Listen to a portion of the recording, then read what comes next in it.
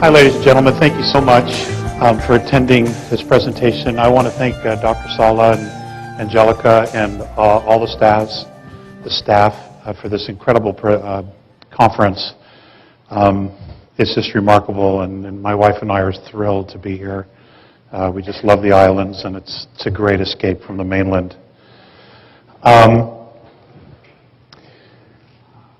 What I don't want to do today is go into a lot of background. There is more than enough information out there. I know if you just type in my name, some things will come up, okay, both pro and con. And I would just encourage you to research it and make up your own mind. What I want to do, though, is I want to just get right into it. I'm traditionally a very slow starter in a talk, and I want to avoid that.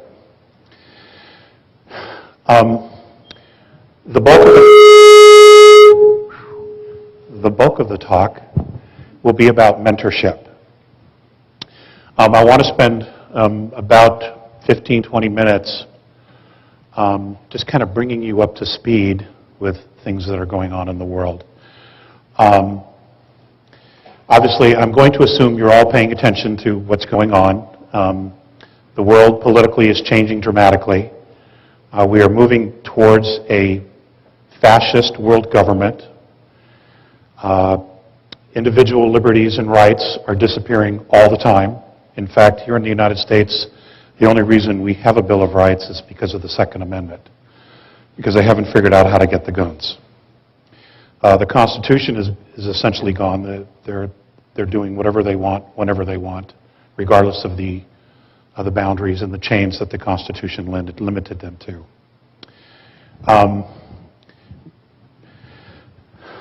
We have a world financial crisis.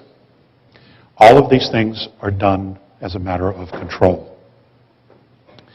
And essentially what we have is we've had a global government for some time, actually, but now they're just becoming more and more overt about it because they feel so confident that they have everybody exactly where they want them.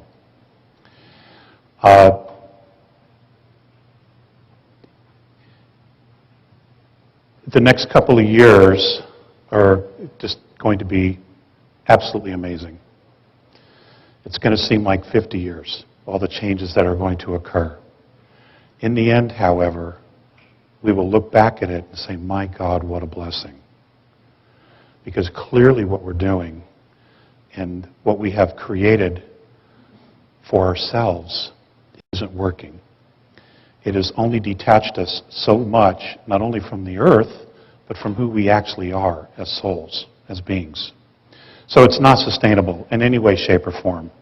Even if the governments of the world came clean and said, okay, we are colonizing Procyon and Altar, and we have found all of these resources, and we're bringing them to the earth, and everything's going to be okay, it is still unsustainable. And the reason for that is we are not living a spiritual life. And that's what we are. We're spiritual beings. Okay? We are not a natural resource to anything or anybody. And over the years, being with Morenae and Vissaeus of the constellation of Andrómeda and others, what's been very difficult for me, the learning curve for me was being able to shift my perspective to how they view us. And that's been a real challenge because, you know, this reality is so real. It is so solid. And having been born and raised a Catholic and come from a very large family, gone through the dogma, the indoctrination, you know, that many of us have gone through as kids, it's been pretty tough to just push it away and just take that huge leap of faith that, okay, this is all wrong, or it isn't sustainable, it isn't right. I'll just take that leap, that risk, and just kind of move away from it, pretend it isn't there, and try something different. There have been enormous challenges. And I know I'm speaking to the choir. I know that this is a very evolved group, And I know that you have all gone through that.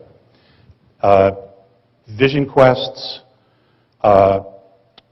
tremendous losses in our lives, all of these things challenge us.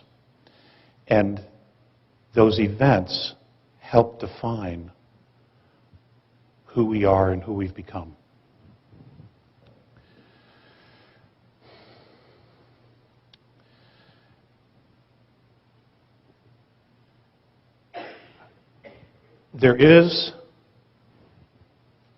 Earth is complicated. There is a darkness that is here, that is present on Earth, and under the Earth, and around the Earth. Okay? I don't want you to think that it doesn't exist. Earth is a great example of duality. And it's taken me a very long time to get to this place where I'm actually very grateful at this point for that duality, for that darkness, for learning about that darkness. Because I have spent a lot of energy challenging it, butting up against it, saying, how dare you, fighting it, talking about it, etc. Now, it does exist. It is real. And it is partially us, and then there's an element of it that is not us. It is not human. Okay?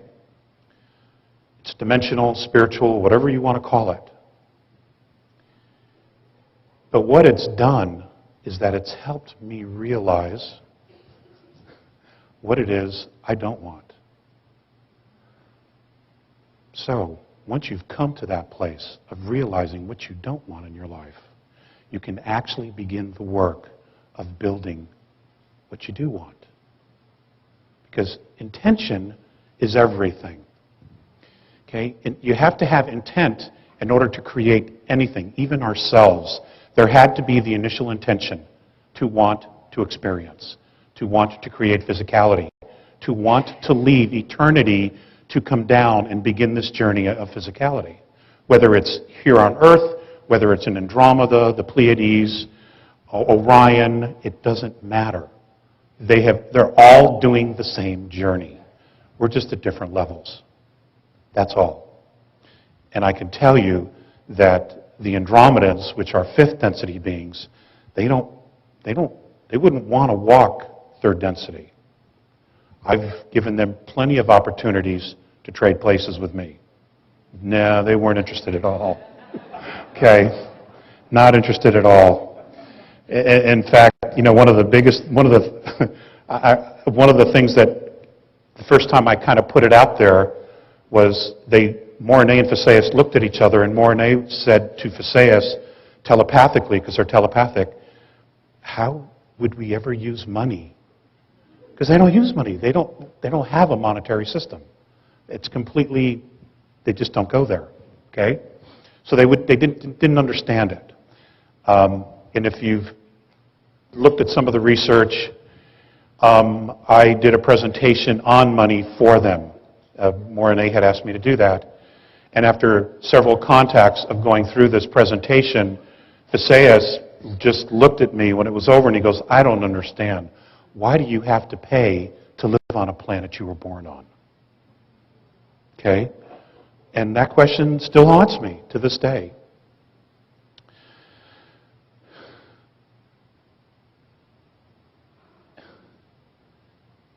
The changes that are coming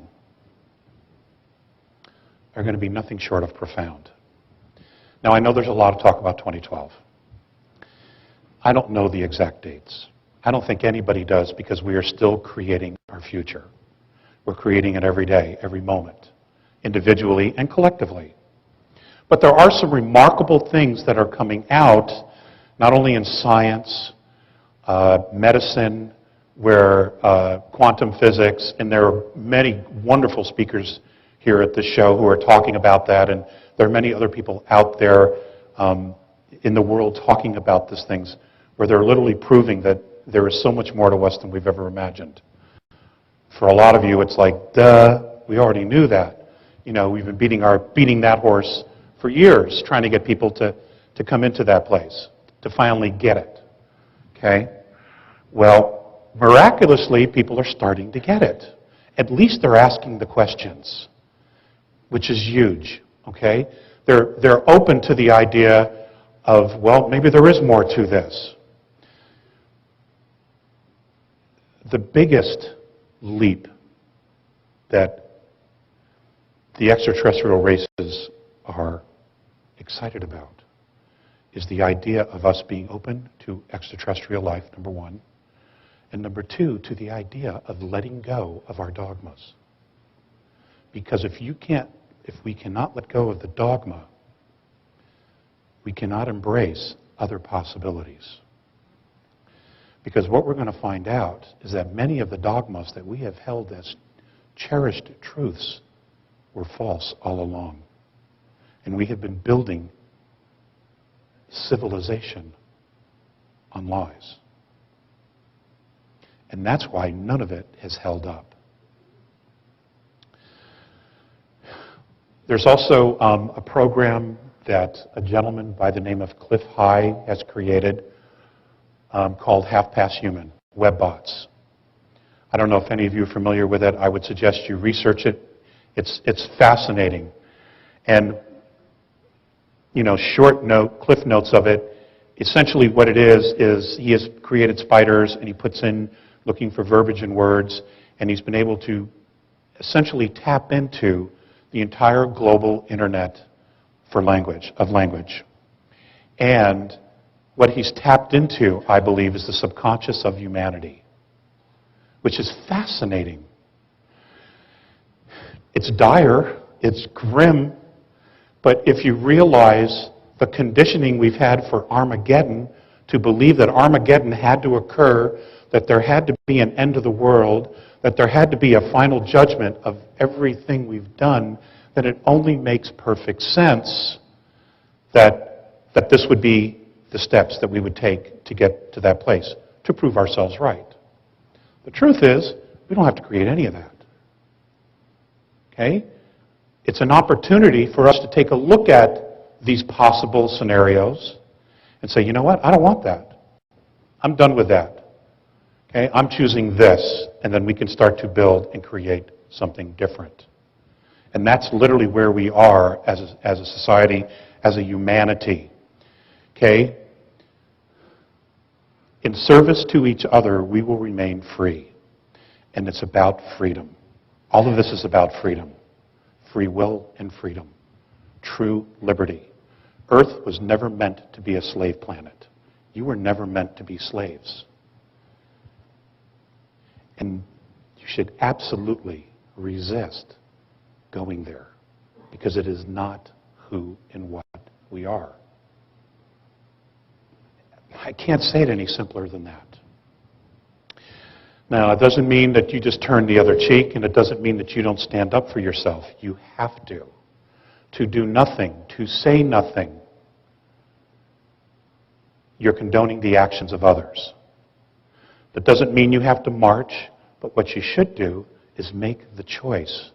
Send your intention out every day, every moment that something comes your way that you're not happy about. Send an intention to change that situation. It will create a sphere of energy, of conscious energy, which is happening already around the world. I know this is somewhat of a review here, but I will tie this into where we're going with the presentation. What's fascinating also is that I move in a lot of different circles. I have been in aerospace for a great deal of time. I have worked with the military on many different levels, in lasers and network security, things like that. What's fascinating is that these guys are actually starting to get it. They really are. And there are quite a few issues within the ranks where they realize that the path we're going can only lead into the destruction of the country and to world war. And they don't want to go there. And there's a lot of pushback. a lot of pushback. They're beginning to pull back the other way. The veterans who have already been through this nonsense, they already know. And they're digging in, and they're getting ready to say no. So this is all very positive. It may not look like it because there's a lot of friction, but it is positive because what we're doing is we're standing up and saying, you know what? Enough is enough. And that is the first step. It really is the first step. That's encouraging to many of the extraterrestrial races who have been sitting up there watching us, who have been visiting the Earth, who have been in underground facilities in the ocean, who have been interacting with humans and having contacts with many different human beings all over the planet. Billy Meyer is not the only one. There are many. They're encouraged because now they feel like they have something to work with. Because whatever they do to intervene, to intercede, it has to empower us. Otherwise, it's futile. If we will not take responsibility for ourselves, for our homes, for our planets, for each other, there's nothing to work with.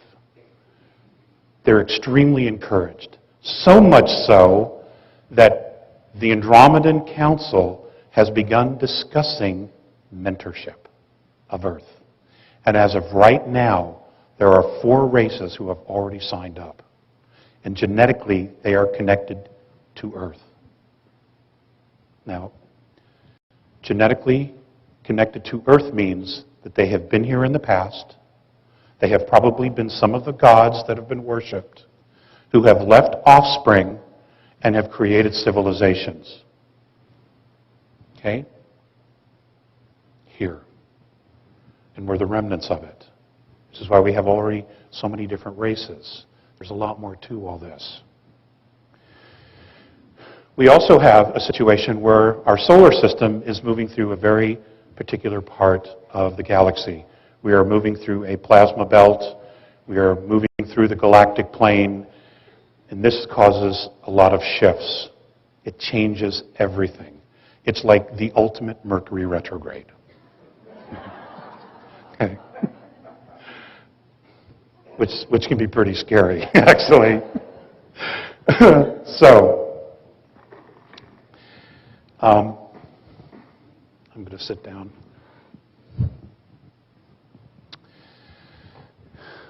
Here's the deal. Here's the deal. The bad guys are about to play their last trump card. They're done. They're already done. Okay? We have begun the process of freeing ourselves from all this shit. Bravo. Bravo. We have done what centuries.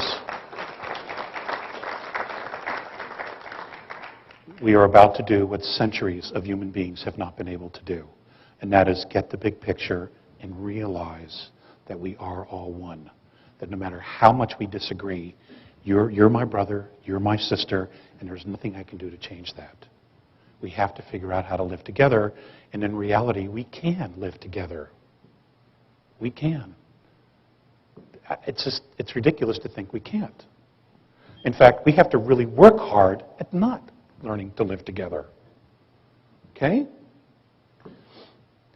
War is the enemy. It is not the solution. It has become the enemy. We have technology that we simply cannot control, and we have technology that we don't even know about. Free energy, you've heard Mr. Allen's talk last night, for those of you who are here. There are many others talking about free energy. We have it. In fact, cold fusion has been nailed. It does exist. A program working under DARPA has solved it, and literally for under $2 million, they can build a system that can power a city of 50,000 people indefinitely. It's a done deal, but they're sitting on it. They're sitting on propulsion systems that could take us to the stars. They're sitting on magneto drives that we could put in automobiles that can run forever. Electric cars. They're sitting on this. Even though you paid for it, we built the technology, okay? We don't own it. Private corporations do. that's okay. That's okay. Because in the end, they won't be here. Okay? They're done. Okay? It's all done. Now, what we have to focus on is what we want to create. Mentorship is not where we are saved, we are rescued. They're going to come down and police our streets. That is not what this is about. Okay? In their opinion, the idea of mentorship is to show you the possibilities. And the first thing that they would do would be, number one, to introduce us to ourselves. Give us some real, genuine history, and probably show us on the planet where that history is, so we can then again dig it up and prove it to ourselves. This is who we are. This is where we come from. This is what really happened. Okay? And this is where all the programs of war and hate and greed have come from. Okay? These are all learned behaviors, ladies and gentlemen. These are all learned behaviors. When we left the creation, when we left God, Great Spirit, we didn't have this crap with us. These are all learned behaviors. We all fell into time, and then we decided to try the light, and then try the dark, and then try the light, and then try the dark, and see how far we could go, and how we would come back home. Okay, it's all been an experiment, all in the process of creating ourselves. It's amazing. It's absolutely amazing, especially when you can step out of the concept of time. And you realize we've been doing this dance forever, forever and ever and ever and ever. Okay? Now, as far as initiating mentorship, bless you, I was asked at the Awake and Aware conference for Project Camelot to float it. In other words, to put it out there. They wanted to see, the Andromedans and the other groups wanted to see what would happen with the idea of it moving out through consciousness. Okay, I've been asked to take it to another step now. They are excited about this, because this mentorship is literally our initiation into a much larger galactic family, which I can't even tell you how incredible it is. And it isn't anything where we need in any way, shape, or form to feel inferior about. In fact, we are really, despite everything else, we are really pretty far along. An example. In mentoring, one of the things that the group will do is they will discuss spirituality. Now, in discussing this, I have been told that there will be at least 4 or more perspectives on spirituality that will be presented to us, not just one.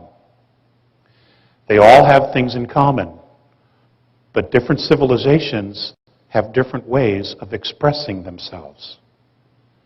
And there isn't just one way to express yourself. This is a very touchy subject, which is why I'm bringing it up first, regarding spirituality. Okay, these are not religions. These are not dogmas. These are things that you will be able to test yourself, prove to yourself about yourself. Okay? It'll be about the science of the soul. Hard physical proof that you do exist as a soul. So there's no more question. You know you live beyond. You know that you retain consciousness. You know that you have cellular memory. And the reason you have cellular memory in your bodies is because of your soul. All of this will be shown to us, proven, so that we will, beyond a shadow of a doubt, know that we don't have to go to hell, that we aren't going to hell, that we aren't going to go to purgatory. None of that crap. It's bunk. It's all bunk. Okay? We can let go of that dogma. That's done. Okay? There is karma. But we set that up for ourselves. Those are all lessons. But you can balance those things. And we'll cover that a little bit. Technology. There was a lot of things that I had a lot of questions regarding technology, free energy, things of that nature. According to Morenae, we pretty much have most of what we already need. It's just been suppressed in the technology sphere. In fact, we have technology now that we're using every day that we could improve dramatically to make it last forever. Circuit boards. There are things apparently we can do with circuit boards that we use today that in our narrow short-sightedness, we're not implementing to its fullest capacity or potential. So we have most of what we need here. Planetology, what they call planetology, which we call geology here, is when you talk about energy, they would teach us the cycles of the Earth. How oil is created, petroleum is created, fossil fuels are created, and essentially what those cycles are. So that if we decided to stay with those, we would be able to rotate between fossil fuels, natural gas, solar, etc. So there would not be any disharmony. We would not overuse the Earth's resources in any way, shape, or form. But we don't know those sciences. All we do is we find it, we pump it out of the hole, we fill it full of seawater, and then we move on. Okay?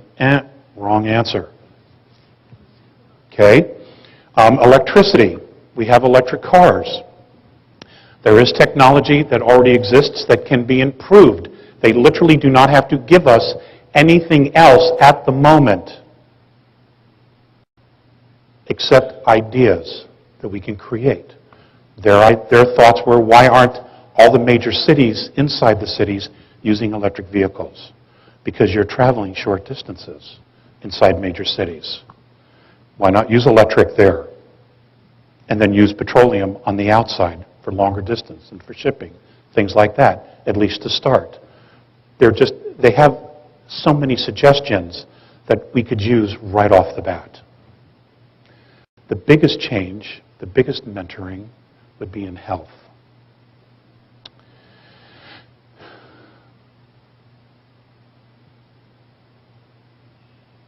They have a camera, a holographic camera.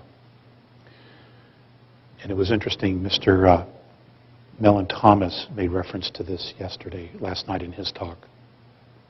They have this camera, and I've talked about this in the past, where they take a picture of you, and it's a holographic camera. It's you from inception to now, physical.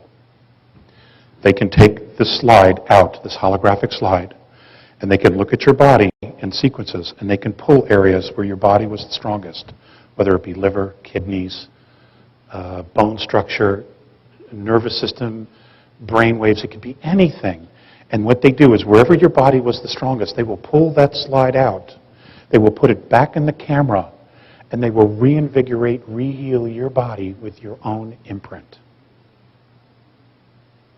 And apparently, we have the ability to create such a thing. All the components are spread out, they're not pulled together yet. But we can do that. Okay? And we're talking about healing without surgeries. That's not to say that there won't be times where there may not be an immediate surgery. I don't know that.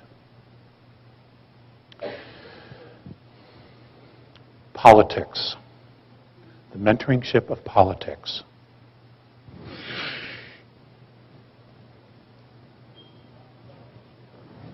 They consider politics and religions the same thing. Okay? And this is the area where they're very reserved regarding us. And the reason for that is how will we know? No, let me rephrase that.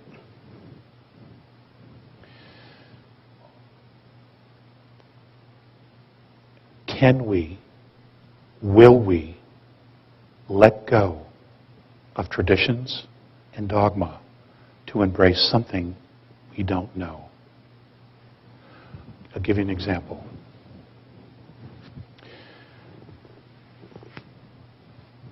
A Bill of Rights, individual liberties. It took thousands and thousands and thousands of years to get to a place where humanity, on a subconscious level, was so done with monarchies, tyrants, kings, and princes that we decided collectively to create individual liberties. And it manifested physically in the creation of the United States. Here we are 232 years later, and we're about to lose those liberties that took thousands and thousands of years to create, to manifest for all of humanity. Okay? Now, what's interesting is that the rest of the world, they're stunned that Americans could be this stupid. In fact, in traveling in Europe, I had the occasion to see some Swiss students get arrested. And one of the things that they said to the cops were, you got to read me my Miranda rights. Because they were watching American television. And the Swiss police said, you don't have any rights. Okay? Now I bring this up only because this is an issue. This is an issue of freedom. And this is important in the grand scheme of things. If you protect your freedoms, you are stating to everyone, including yourself, I am responsible.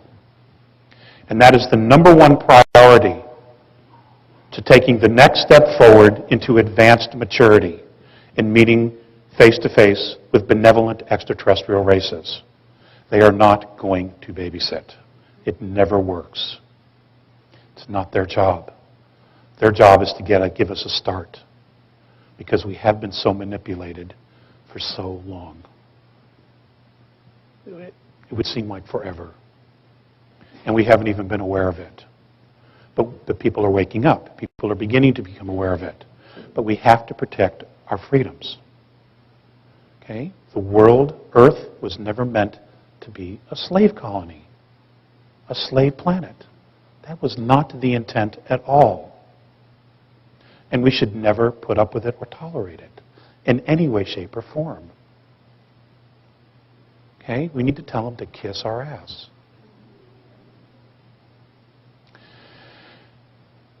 So that's the big concern. Will we make that leap? Will we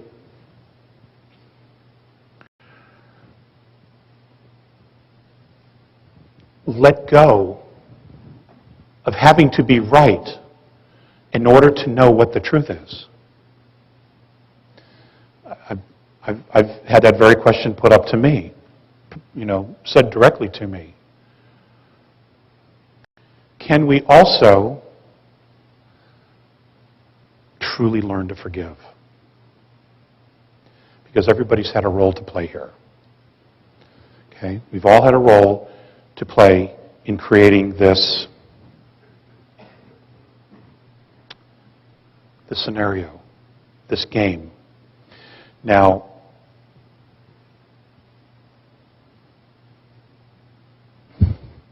this whole thing about advanced maturity, this whole thing about extraterrestrial life, this whole thing about a resurgence of spirituality, this whole thing about relearning Mother Earth and living in harmony, and finally, giving the indigenous cultures their due and their acknowledgement, because they were right all along.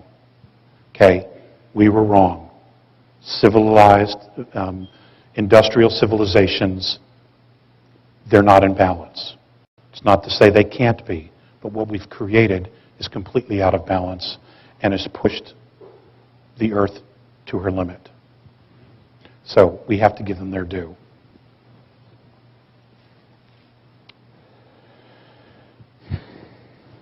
This is all about us.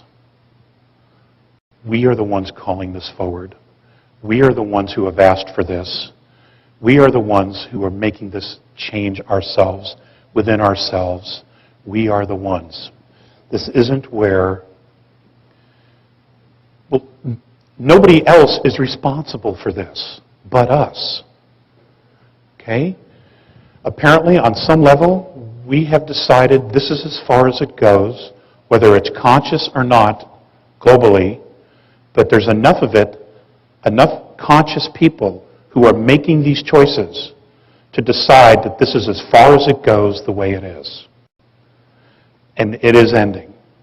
It is ending. Life, the way we have lived, is going to be changing. Okay? It could happen very quickly. It could happen somewhat gradually. Gradually would be better. But right now, it looks like it's going to be happening quickly. Now, is the world going to end? No, it's not going to end. It's not our destiny. We didn't work this hard and go through this much crap just to have it end. Okay? No, that's not how it's going to go. But there is going to be change. And it's going to be physical as far as our bodies. It's going to be physical as far as the earth. And I think psychically, that's going to be the biggest challenge for everyone. Because we have lived a predominantly material life, only to find out that all the energy we put into investing in creating a material life has done nothing to fill the voids inside of us. And people are going to have their own dark nights of the soul when they come to that place and they look at themselves and they just say, oh shit, it was all for nothing. Okay? And I know lots of people who are going through that right now, especially men. They did all the right things, said all the right things, worked all the right jobs, dedicated themselves, gave themselves away, all to find themselves completely empty. And they're having to look at that. And they're having to realize everything that they had been taught, much of it, wasn't what it's about at all. It's not what it's about. It's going to bug the men the most. Ladies, you're already so intuitive. You're just, I know, I told you so. Yeah, I already hear it. I told you so. Okay. So I said it for you. Okay? But the guys now, the guys are going to have to reach down deep inside of ourselves, and we're going to have to look for that intuitive piece.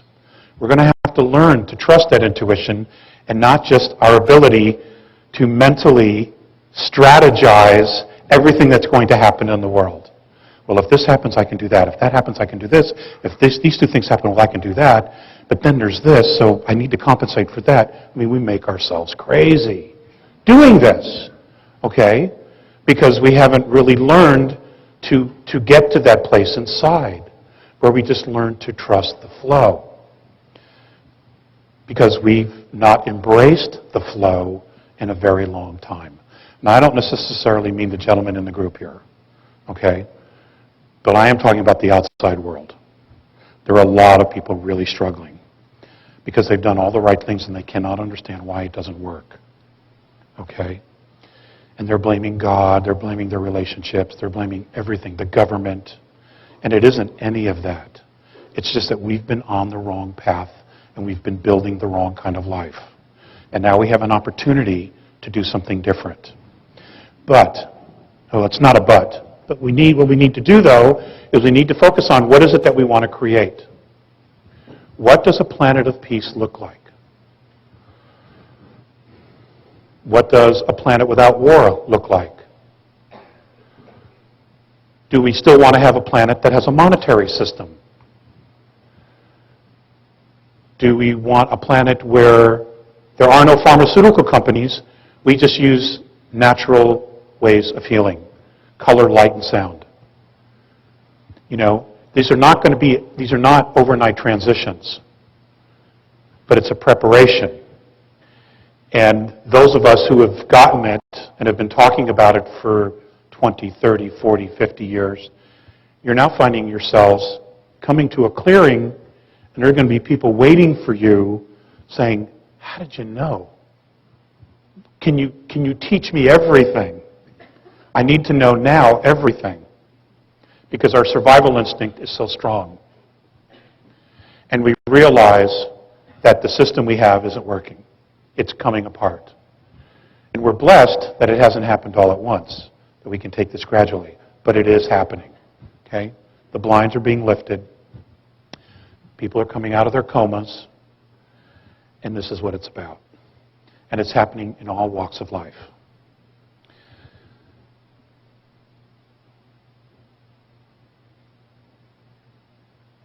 Let's take the 2012 scenario for a moment. Let's suppose there was going to be a pole shift. Okay, this is strictly a hypothetical, all right? And it's an interesting lesson, exercise. Let us suppose for a moment that there was going to be a pole shift, and half of the world's population was going to be gone. That the world could only sustain half.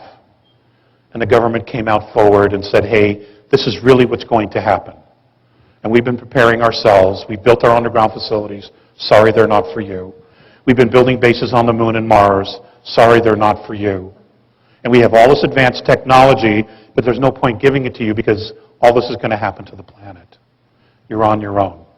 Not that they would ever, ever be that honest. Okay?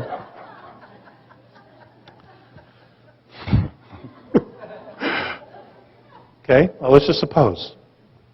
So let's suppose you now knew for a fact that we had a year and a half to 2 years. What would you do different with your life? What would you do with those last 2 years? Would you start selling real estate? Right? Would you become an artist? Would you allow yourself to fall in love again? Would you allow yourself to give forgiveness that you've been denying someone? Would you want to heal old relationships? Would you want to write a book? Would you want to travel? Would you want to learn to swim? I mean, whatever. What would you do differently if you knew you had 2 years? Now, I'm talking about as a planet. Now, individually, people face these realities every day through disease, cancer, and the such. You know? And they're the bravest people in the world because they know. They've been given a diagnosis that's terminal. Many don't die, but others do. But they live with that every day. And every day, they have the courage to get up and keep doing whatever it is that they want to do. What would we do differently as a society, as a global planet? This is not just an American issue. This is a planetary issue. And I have to tell you, the extraterrestrials don't see us as Russians, Chinese, Americans, Japanese. They don't see any of that. We are one race. Irregardless of our differences and our languages, we are one race to them. Only we don't believe that.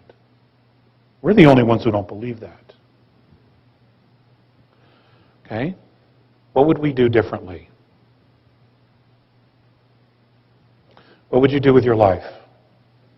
How would you live it? Would you be the most benevolent person you know? Would you go the other way? You know? Would you be a gangster?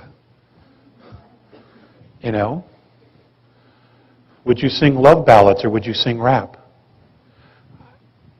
You know, everybody...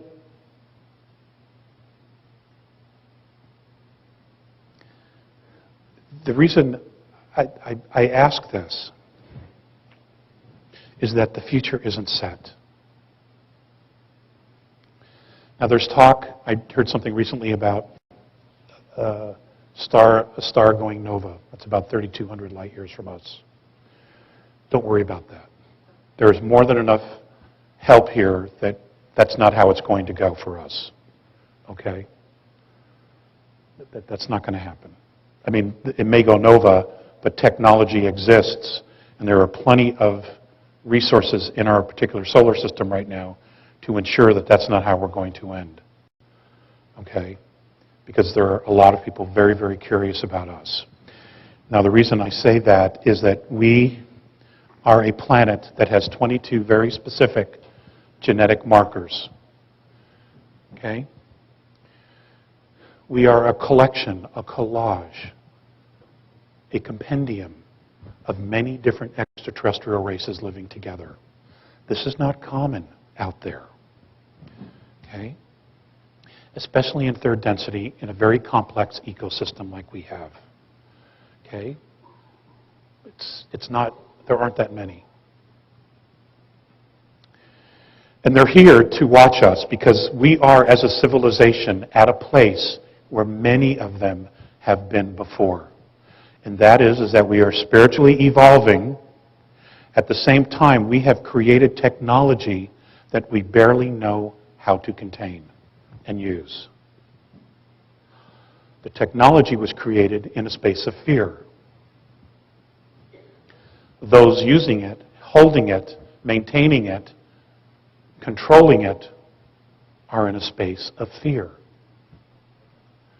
Humanity, however, is at a space where it's beginning to step out of that reality to create something new. So what you have is you have a consciousness that sees itself becoming completely irrelevant.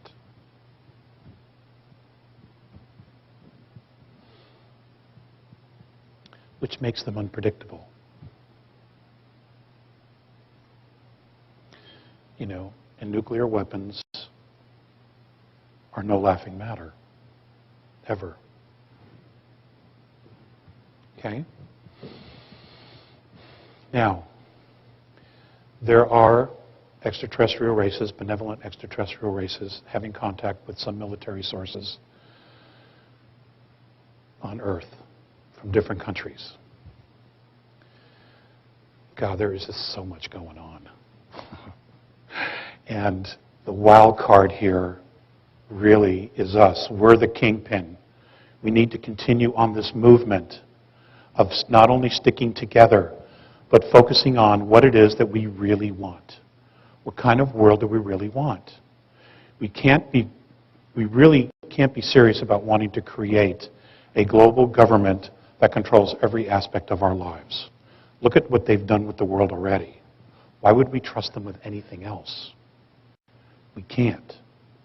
We simply can't, because they're not us. They see us as a natural resource. Therefore, we need to turn our focus completely away from them and create what we do want, so that their paradigm completely collapses on itself. And it needs to, because it isn't real. It's not us. It's all about them. Okay? So, what is it that we would want?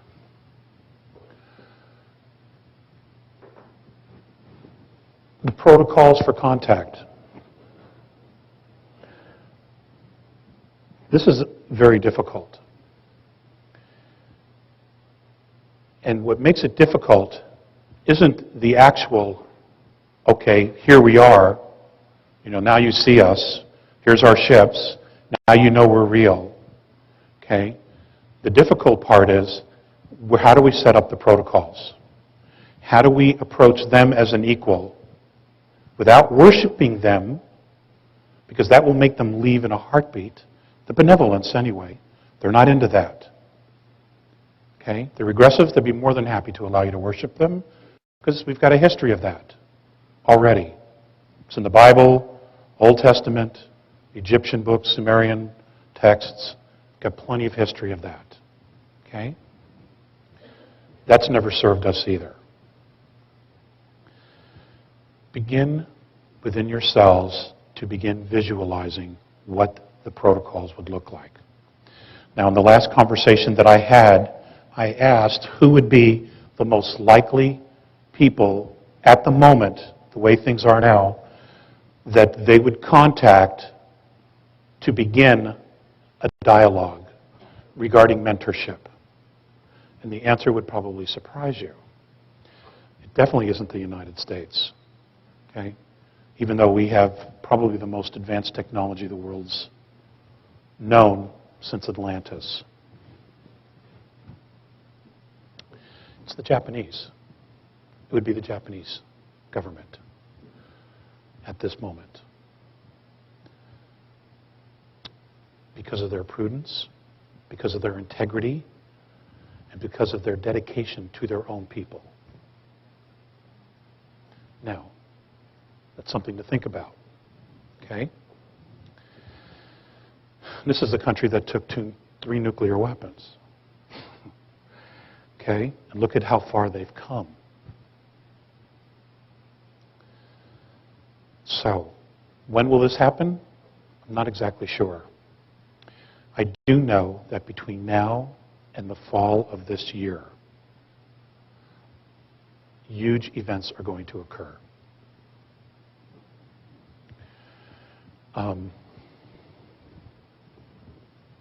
Some absolutely wonderful and some not. I also want you to know that the Andromedans are very concerned about the Earth moving through this gravitational plasmic field, which we call the galactic plane.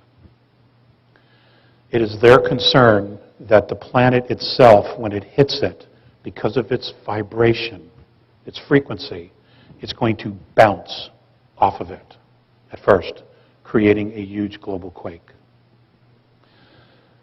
There have been discussions as to whether to intervene, to, in other words, align something in front of the Earth to open the pathway through it, or to allow this to occur naturally. Now, the natural part is this. When the Earth moves through the galactic plane, the Schumann resonance of the planet is going to change. It is going to become much, much higher than what it is right now. All indigenous life on the planet will then have to change its harmonic frequency to match that of Earth. Many species will not be able to. A lot of human beings will not be able to. But those that do, it'll be a natural transition into what we know as 4th density, and in some respects 5th density.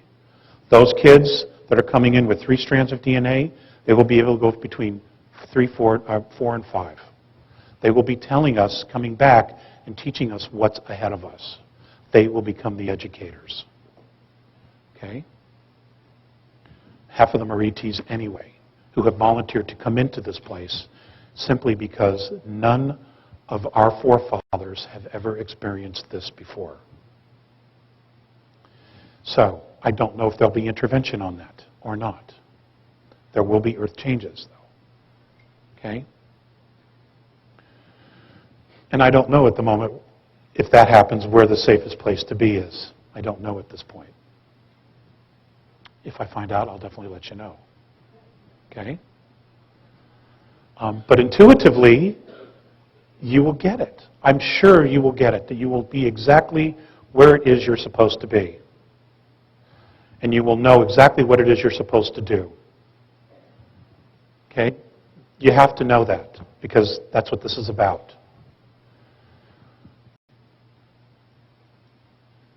When we pass through this plane, we will become an agrarian society once again, which I thought was fascinating because Mr. Mellon Thomas talked about that yesterday as well, last night. Based on his death experiences, that's what he was shown as well, that we become an agrarian society again.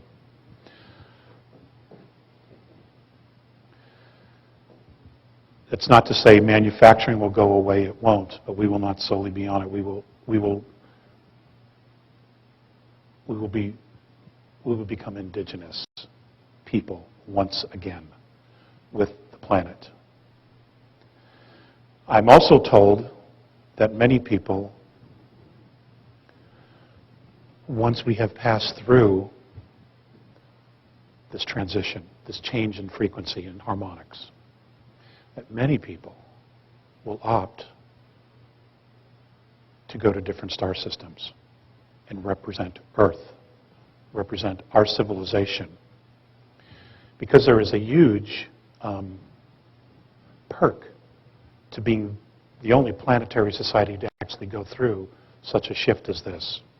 And the fact that we represent 22 different extraterrestrial races here, genetically, and are considered genetic royalty, that we will be invited to participate on levels absolutely unimagined to us at this point. Okay, we will become ambassadors. We will be teaching other societies basically what not to do. Okay? Because we're the professors. We have become the professors.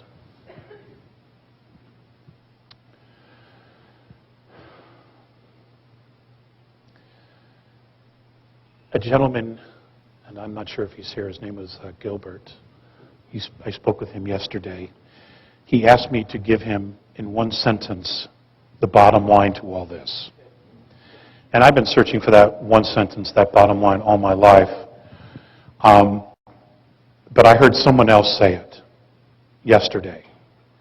And it is simply, love your life. You can't say it any better than that.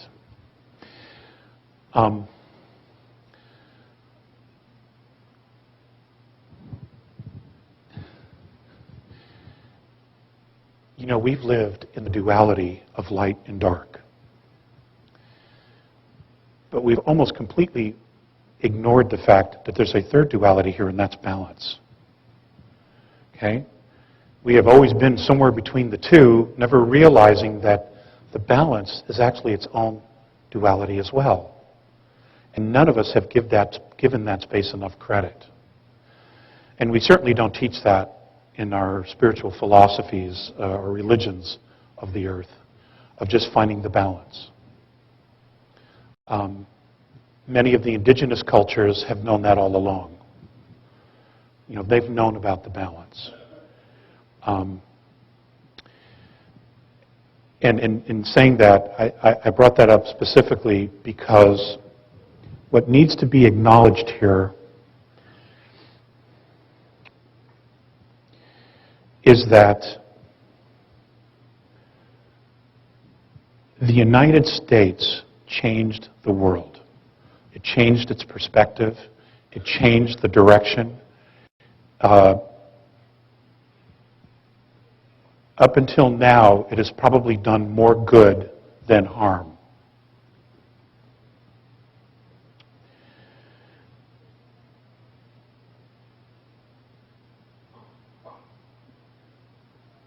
But the consciousness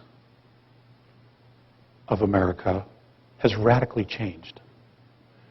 For the last 60 years, we've been creating enemies, fighting enemies, creating enemies, fighting enemies, fascism, communism, tyranny, and then creating tyranny, communism, fascism, so much so that that our government has now become the monster that it has been fighting all along.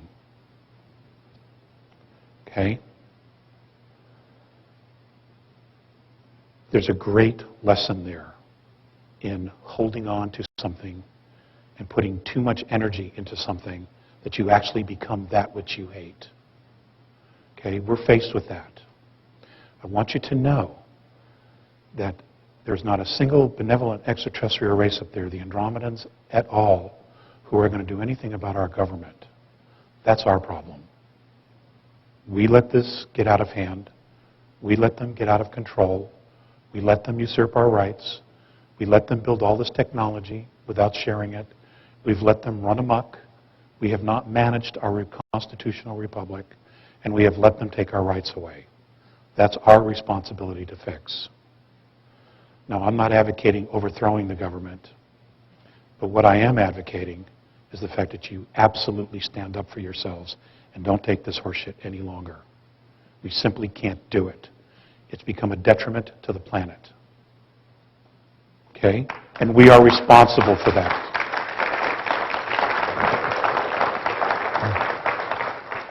Now, having said that, and this is an unintentional plug for Dr. Sala's book, okay? But I was going to talk about this anyway.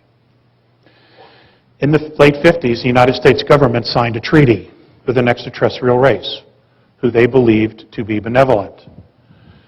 And agreements were reached, and there were terms to that treaty.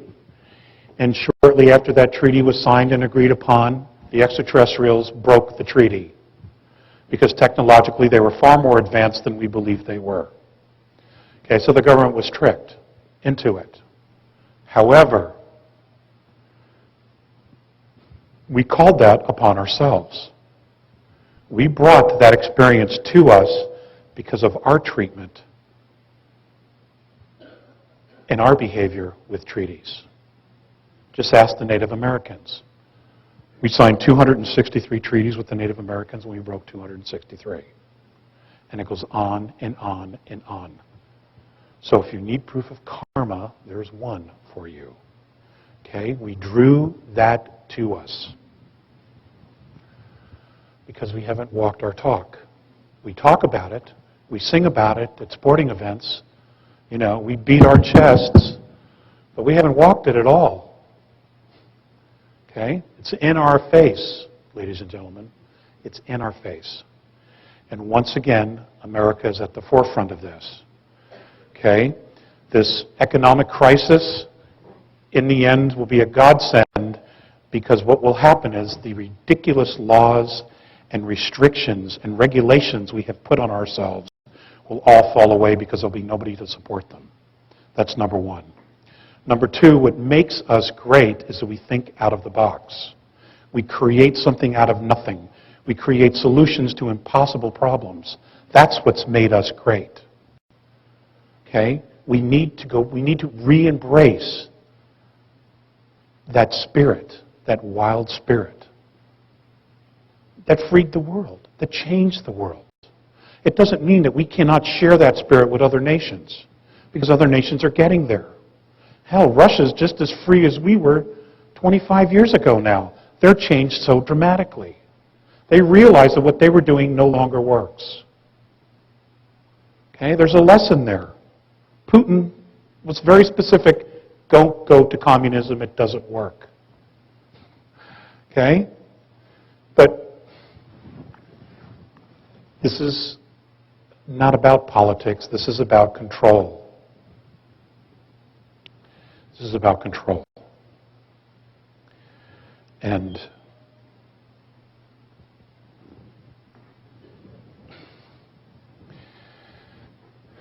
it's about you. It's about me. It's about us. It's about our kids. Okay? It is time to create something different. All you need to do, all that I've been asked to tell you, is to consciously, intentionally start thinking about what the world looks like. What a new world looks like, the way you want it. Okay? Do you want centralized government? Do you want a monetary system? Do you want to use fossil fuels? Do you want free energy? What is it that you want? Okay? We cannot allow a handful of people to decide the direction of all of humanity. They are only going to be self-serving. This is our responsibility. Because this is our reality. We're creating this together. And if we embrace that, if we take responsibility for creating all of that reality, we can change this so fast it'll blow your minds. Because we're all extremely powerful. Look at what we've done. Look at what we've done already. It's stunning. I mean, an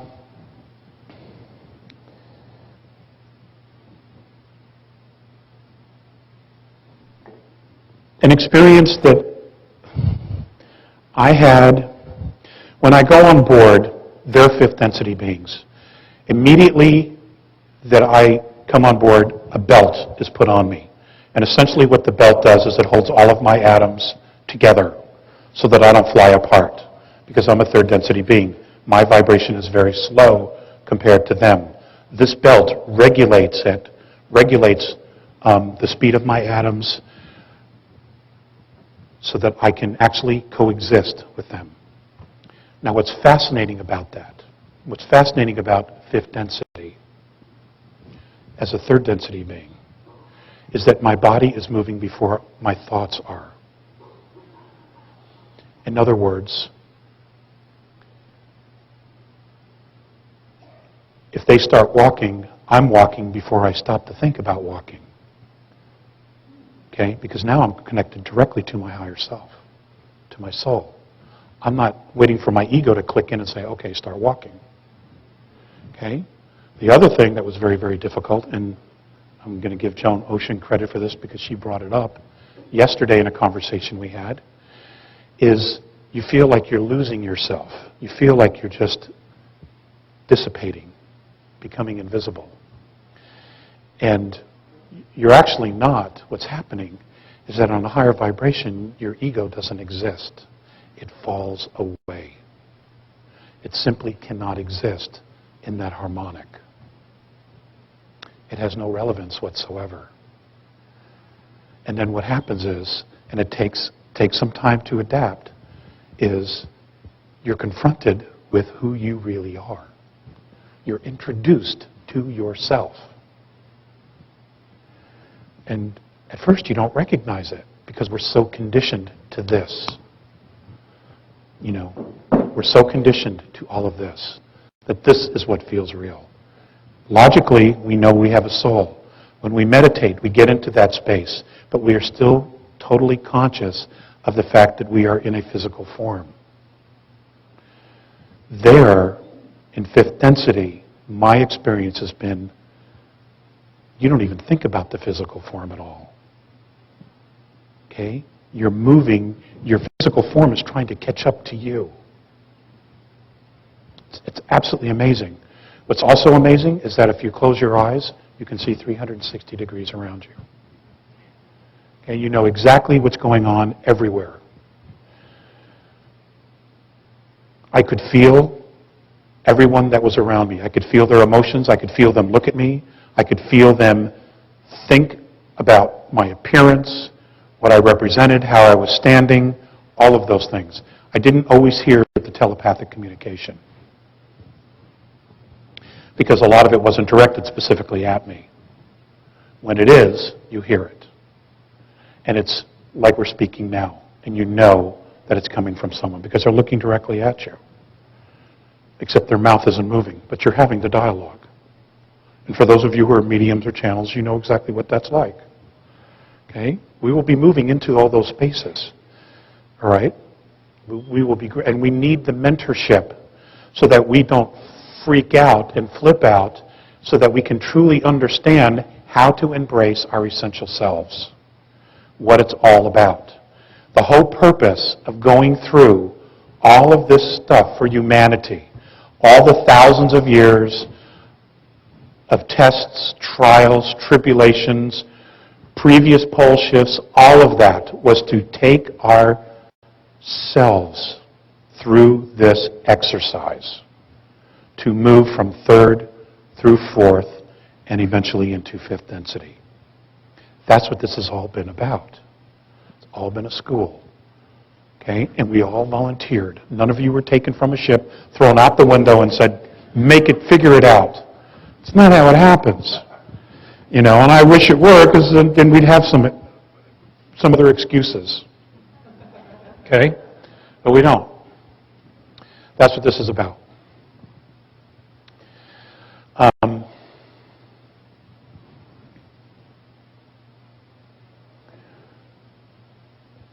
More and more people, probably many of you in this room, are going to begin to have contact.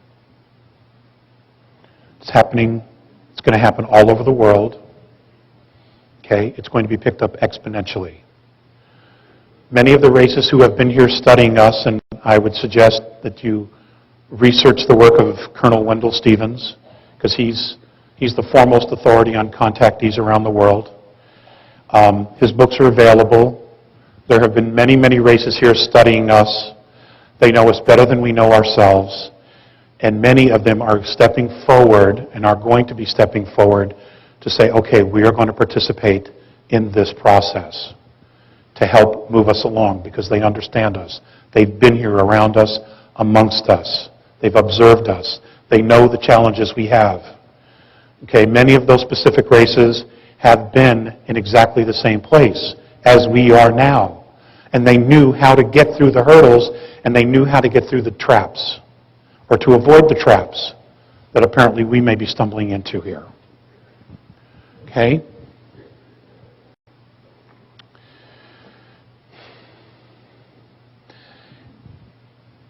Again,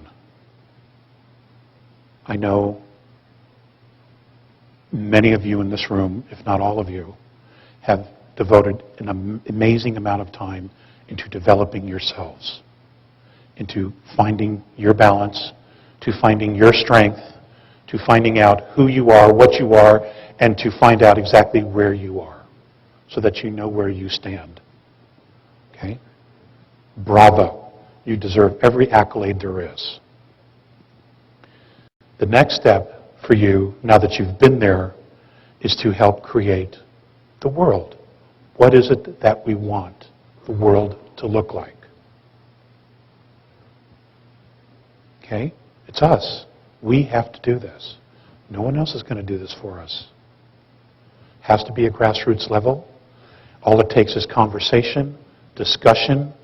You know, if you put out the intention, I need to know about this information, and you put it out and you keep putting it out, even if it's just for 10 seconds a day, you will draw that information, that knowledge to you. The right people will come to you. The opportunities will come to you. You have to trust that. I'm learning to trust that. Because I'm a guy, I still overanalyze everything. Okay? But my wife is kicking my ass in that direction and making sure I get that. And I love you for it. Okay? This is all about us. We have drawn this entire experience to ourselves, so we need to own it. And the faster we own it, the more empowered we will become about the process. The more it'll make sense to us, the more intelligent we can discuss it. And as this process begins, people around you you'll find yourself in a position of leadership. Okay? You will find yourself being the teachers. There was a great line in Sterling Allen's presentation, quote, where he said, if you're one step ahead of the world, you're a genius. If you're 2 steps ahead, you're a crackpot. Okay? It was a great line. So I borrowed it. We've all been crackpots. Okay? Soon we're going to be geniuses. But that's when the real work begins. Okay, and the idea is to try to get everybody else up to speed. Do what you can. Just do what you can. Don't overextend yourself to the point where you can't keep yourself centered and balanced. You have to keep yourself centered and balanced. Okay? It's not necessary for you to save the world or to want to save the world. If you become the example, it will reflect and other people will get it around you. And the tide is definitely changing. The frequency is changing. Again, I want to put this out there one more time. If you had 2 years left to live on Earth, what would you do with your life? What would you do? Just think about that. What would you do? What would you do differently? If you wouldn't do anything, bravo, you're there. But if you would do something differently, what would you do? What would make you happy? Okay? My wife has a great expression. We're all sitting on the G waiting for the O. Okay?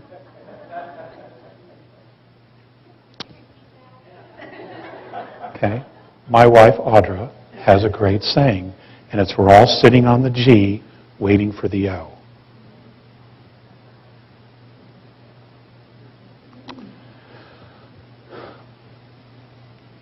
Ladies and gentlemen, you are my brothers and my sisters. I love you. I am honored by you. I want you to know that I have done the very best I could to represent us. I've had my stuff to deal with as well. I have my own challenges to deal with as well. Okay? But ultimately, in the end, I have absolute faith in us. The world is not going to end, but it is going to change, and it has to. And it's going to change for the better, but we need to be the driving force of that change. Humanity has to be the driving force of that change, not government. Okay? Do not ever, ever surrender your freedoms or liberties to government. It's too self-serving, and it doesn't create anything but laws that restrict our freedoms. You know, you can't possibly need any more examples of that. Okay? We have what, 10 minutes? 8 minutes, 5 minutes? Does somebody want, do we want to do some questions? Is that a yes? Okay. Okay.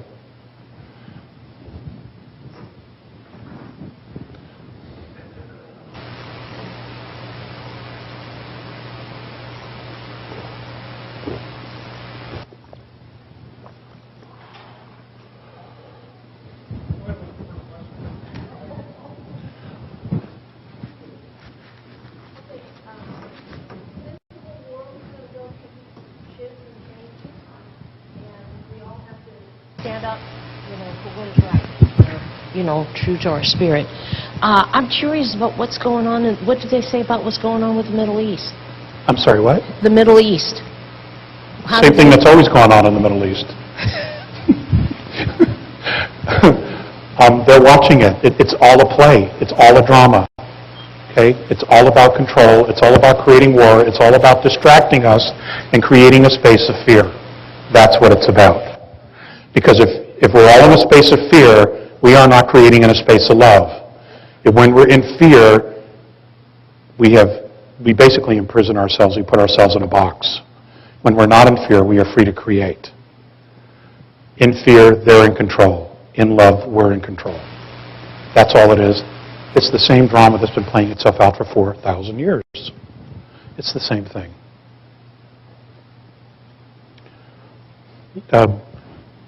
Yes, ma'am. I am so ready for some contact.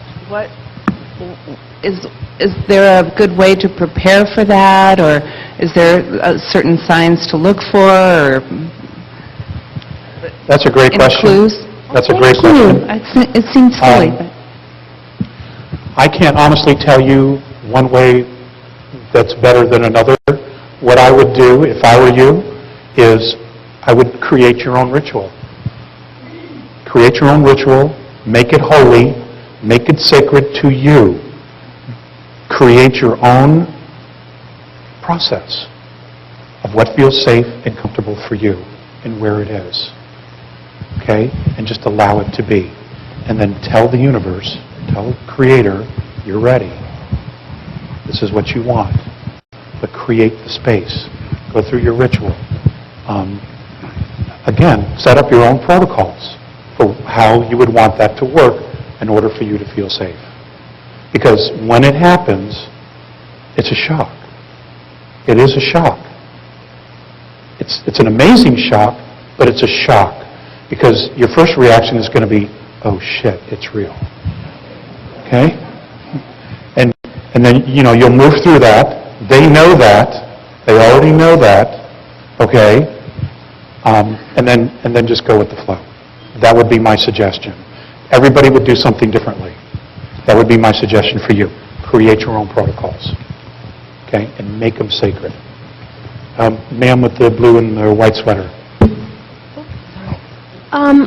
if you've felt like you've had quite a bit of different type of visitation over your lifetime, I've never really looked into it or reported it anywhere, and particularly like with one child in a bassinet when I woke up and they came in through the windows and I couldn't move, and wondering where or who would be the best place to go to find out what's going on with this, and are we supposed to use it somehow? I'm just looking for the resources to follow through. Gosh, I don't know anyone specifically that I would feel comfortable recommending you to. It sounds like you know it's there, but you don't have total recall of it, but you know it's there. So it sounds like you need somebody to help move you, somebody that you would feel safe with that would move you through a regression, put you into a safe space in a process of unlocking those experiences. Can I ask you, do you have Native American in your background? No, I've always felt closely attuned to them. I'm native Alaskan, but I'm Irish and Italian in my lineage. Okay. But it's not so much that I don't remember, I do. It's wondering how to expand the knowledge of whatever is going on that we're maybe supposed to get. That's all. I don't have an answer. Okay, thanks. Sorry. Ted, just pick. Thank you so much. I really think that it's time to act now, to get together into small groups, informally or formally, and go down those 5 points that you made, and, just codify what we want, visualize it. It's called a mock-up. I don't have a question. Okay. I just wanted to say something, and... You go for it, girl. Okay. So this is another step in taking our power, is to gather in groups and to agree on a positive mock-up of what we want the world to be, what it will look like, be very specific about it, and the information will happen telepathically with the visitors, and we might even come upon some ideas ourselves without worrying about visitations. Thank you. You're welcome. She brings up a good point about reclaiming your power. Ladies and gentlemen, you exist because you wanted to. Your physicality exists because you wanted it to. The planet exists because you wanted it to. The race exists because you wanted it to. Your reality exists because you wanted it to. The government exists because you created it. Liberty exists, freedom exists because you created it. You have the power all along. You can't really even give it away because you are it. You are it. You can not use it. You can exercise your free will and not use it, but you always have it. Always. No one can ever take that away from you. Washte.